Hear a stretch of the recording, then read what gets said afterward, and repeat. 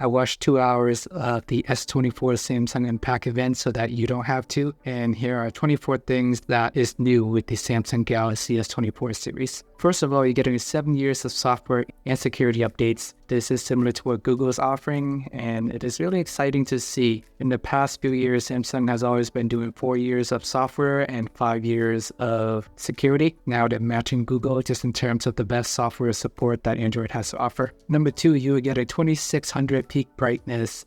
Last year, I believe they were at about 1750 peak brightness or so. For some reason, in 2023, everyone started shoving 2000, 3000, all these crazy numbers in terms of peak brightness. Now Samsung pretty much have to bump theirs up as well. So you're not going to have any problem seeing this phone out in the sun, not like I was in the past either with the previous generation, but now it's going to look even better outside. Number 3, you're going to get the brand new Snapdragon 8 Gen 3 chip, specifically made for Samsung. Surprisingly, numbers-wise, this is on track to be better than the iPhone 15 Pro Max chip. I'm curious how this is going to translate just in terms of battery life and day-to-day usage, but just in terms of raw power, I don't think I've ever seen any chip in the past where Android is actually superior to Apple. I am a big Android fan, but it's nice to see that Samsung, I guess Qualcomm Snapdragon finally does leap past Apple's A17 chip.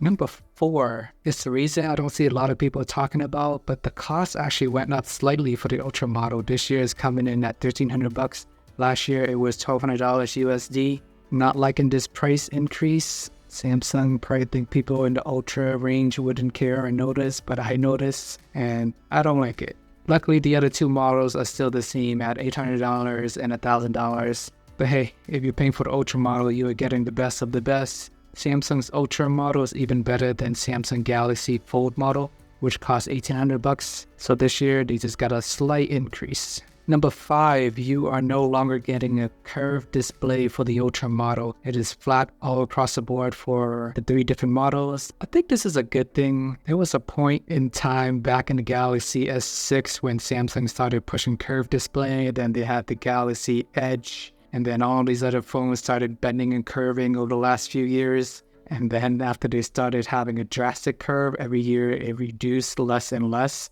And now it's just completely flat again. So it's kind of funny to see it comes in full circle. But I guess the good thing about having a flat display is it reduces accidental touches against your palms. It is easier to apply screen protectors. Curved screen are very difficult to apply screen protectors. And ironically enough, it looks exactly like an iPhone. Number 6 on the list, you're going to hear a lot about AI during this Galaxy Unpack, Galaxy AI, S24 AI. And there are some kind of cool features here. I don't think I'm going to use a lot of these on a day-to-day basis. First one is the live translation on a call. If you click the call assist button, it's going to basically translate live. You're speaking to someone in another language. I believe it's about 15 languages so supported.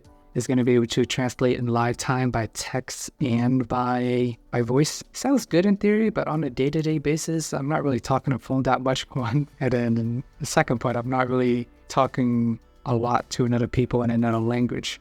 So maybe I can use this when I'm traveling. But even when I'm traveling, I'm not really on the phone speaking in a foreign language either. So I don't really think this is something that's going to be that useful for me. It is AI, it is cool, but I just don't think it's going to come in handy, at least personally for me. Number 7 is the Translate feature.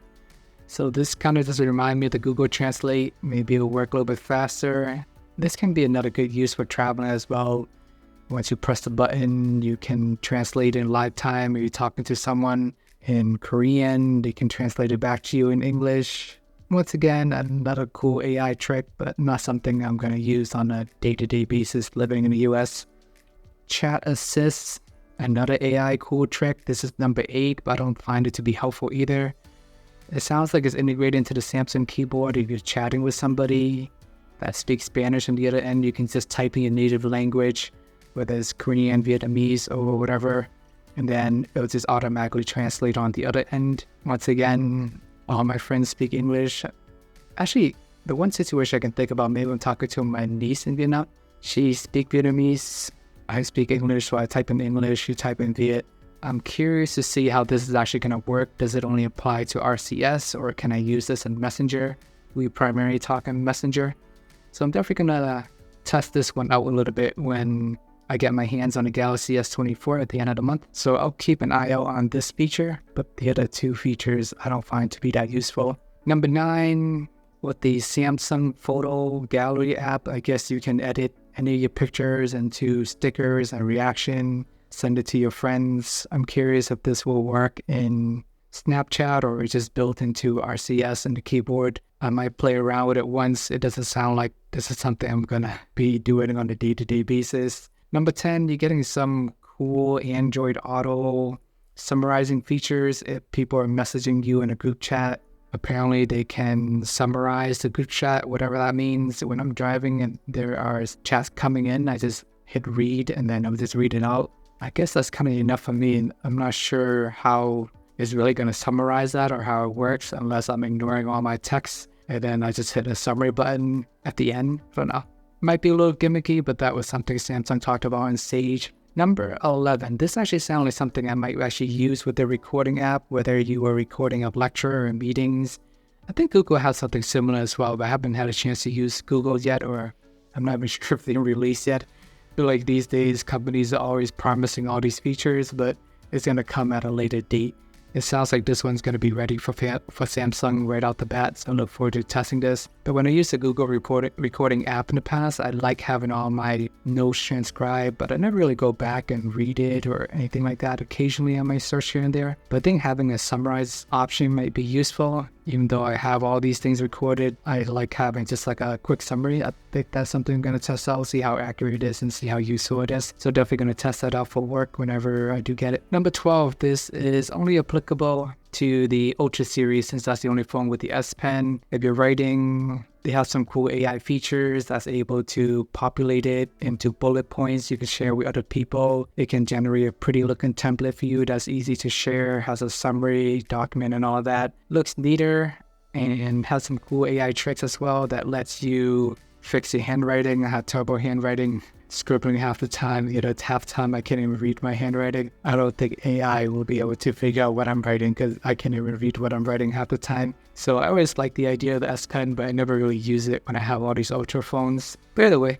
kind of a neat trick if you're into taking notes by hand, but I personally think it's faster just to either type my notes or on the phone or even on the computer. Alright, just want to take a quick break to give a shout out to my partner Mint Mobile. Currently they offer a 5G plan for as low as $15 a month. You do have to buy 3 months up front. Well, $15 you get unlimited text, unlimited messaging, and call. This is a limited time offer until the end of the month, so make sure to check them out. Link in the description below. 13th thing that is new with the Galaxy S24 is they partner with Google to integrate this circle to search option. Hold the home button or I guess swipe up the gesture. I personally use gesture. And then this will allow you to circle anything on the screen and just search by image, I guess, which is kind of cool right now. Technically, if you want to do that, you have to take a screenshot and then go to Google Photos, hit the lens button. So that's at least a lot of different steps. Versus if you just do a circle to search, you can just stay within the app to circle it and then Google gonna pop up their search. So it's kind of cool. I'm not sure there's something I'm going to use that often, but maybe I will, maybe I won't. Maybe I'll try to keep an eye on it. It does sound cool in theory. The only thing I do want to point out is with the Samsung Pay, if you have the card at the bottom, even using that on a normal day-to-day basis, sometimes I bring up the virtual card, even though I'm just swiping up the home button. I'm curious how that is going to work if I'm using gesture and the circle search. I don't know. Maybe I got to play around with it, but even now when I have just a gesture and swiping up the home button, sometime I would accidentally bring up the card, which can get super annoying. Camera-wise, the S24 and the Plus is basically the same setup with the Ultra. You do see a tweak. Gonna need to do more testing to actually see how big of a difference it is, but supposedly all these cameras are getting some software AI tweaked in the background that is supposed to make the camera a little bit better. But in general, I don't have any doubt Samsung, Apple, Google, apparently now OnePlus make some of the best cameras out there, so you should be in good shape. Number 15, titanium. This might sound familiar with the iPhone 15 Pro Max. All you hear is titanium, thinner, lighter. So same story here with Samsung titanium. This only applies to the Ultra model. The other two models still have aluminum. So more sturdy and light at the same time since you don't need to use as much of it. But there it is. Number 15, new material. Number 16, new Corning Gorilla Armor Glass. This is the toughest one yet, but at the end of the day, as my friend Jerry Rick Everything would always say, glass is glass and glass break. Even though this year is stronger and it's supposed to be more scratch resistant, it's still glass at the end of the day. Another thing I do want to point out is over the last few years, although the glass keep getting stronger and stronger, ironically, it is more prone to scratches, even though it's gotten stronger. At least it sounds like the Gorilla Armor glass, there's an improvement on both. So I'm not going to be doing drop tests or anything like that, but under normal usage, to sit in your pocket, key scratches and things like that, it shouldn't really damage your phone.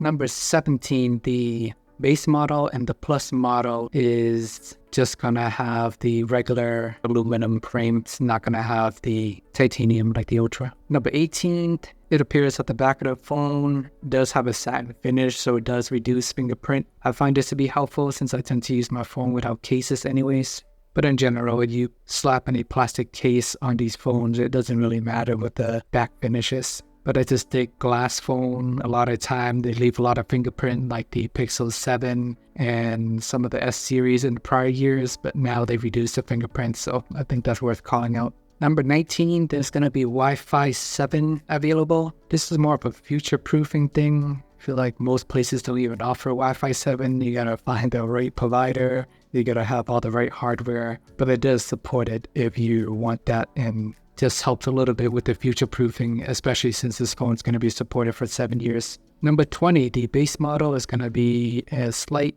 bump in terms of size from 6.1 to 6.2. And the plus model in the S23 series, it was 6.6 and now it is a 6.7 inch display.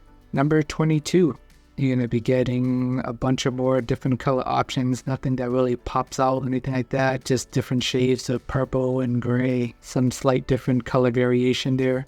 And as usual, Samsung usually have some proprietary color you buy off the Samsung website. And 6 months into the year, they might reboot it and throw in another random color. So that's always expected if you don't buy the phone early in the year. Number 23, the Plus model actually support Quad HD instead of just 1080p. It sounds like an upgrade in theory. Back in the Galaxy S20, the Plus already had Quad HD.